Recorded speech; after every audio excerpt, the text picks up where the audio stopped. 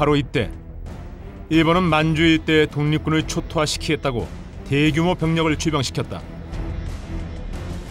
그러자 홍범도와 김자재는 부대를 이끌고 청산리 일대에 집결했다. 죽음을 각오한 3,000여 명의 독립군들.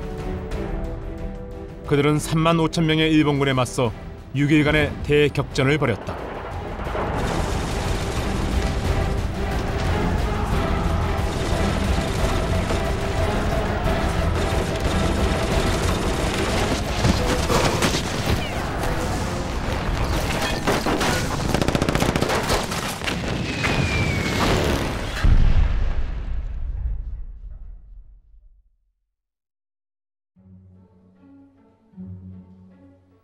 이 전투에서 독립군은 일본군을 완벽하게 박살내는 기적을 만들어냈다. 러일 전쟁에서 승리하며 세계를 놀라게 했던 일본. 그런 일본이 의병과 다름없는 조선인 독립군들에게 대패하면서 처음으로 치욕적인 패배를 맛보았던 것이다. 그러자 일본군은 조선인 민가들을 습격하며 소름 끼치는 대학살을 저지르기 시작했다. 상해 임시정부는 발칵 뒤집혔다. 강경파들은 당장 중국과 연합해 게릴라전을 벌이자고 주장했다.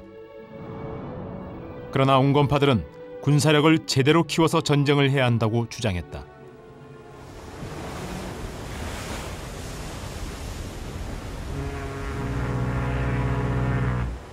바로 이런 중요한 시점에 이승만이 상해로 왔다. 일단 모두가 환영을 해주었다. 독립선금 문제로 이승만을 비판했던 사람들도 환영회에 참석했다.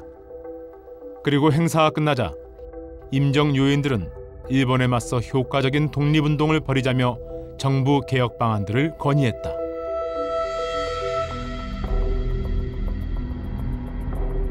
하지만 이승만은 모조리 거부했다. 결국 정부 요인들은 폭발 직전에 이르렀다. 그러자 이승만은 전격적으로 대통령 교서를 발표했다. 그런데 거기엔 아주 획기적인 이승만의 독립운동 전략이 담겨 있었다.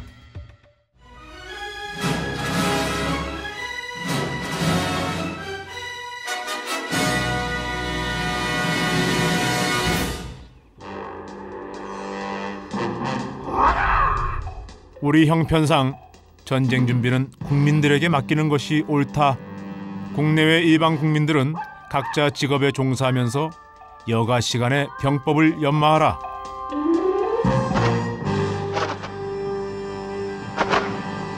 무기도 각자 구하라.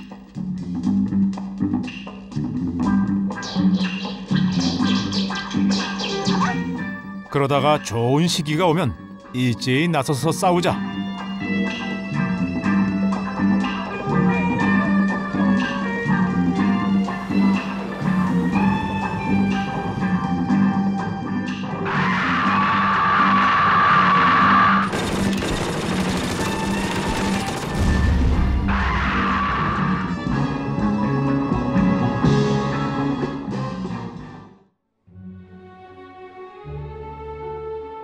독립운동가들은 그야말로 울고 싶은 심정이었다.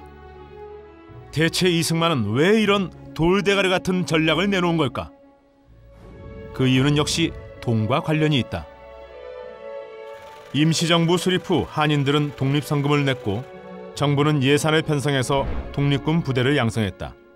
그런데 이승만이 끼어들어 브로커 역할을 해왔던 것이다. 그동안 선금을 받아서 성과도 못 내는 외교 활동을 내세우며 13%만을 송금한 것이다. 그런데 독립전쟁 준비를 모두 국민들에게 떠넘기면 어떻게 될까? 이승만으로서는 정부에 보내야 할 돈을 더 파격적으로 줄일 수 있다. 바로 이게 핵심이다. 결국 독립운동가들도 인내심의 한계를 느꼈다. 대통령이란 자가 독립선금이나 눈독 들이고 정부의 역할이 중요한 이런 절박한 상황에서도 허무맹랑한 전략이나 짓거리면서 그 아무런 비전도 내놓지 못하니 임정 요인들 사이에서 이대로는 안 된다 그런 매우 건설적인 공감대가 확산됐다. 마침내 정부 핵심 요인들은 이승만에게 물러나라고 요구했다. 그러나 그가 누군가? 돈과 출세에 청춘을 바친 이승만이다. 결국 상황은 파국으로 치달았다.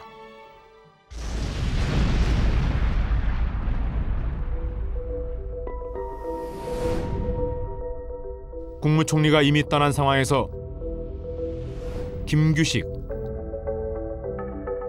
그리고 안창호마저 임정을 떠났다. 위기 탈출의 귀재 이승만. 과연 그는 이 사태를 어떻게 수습했을까?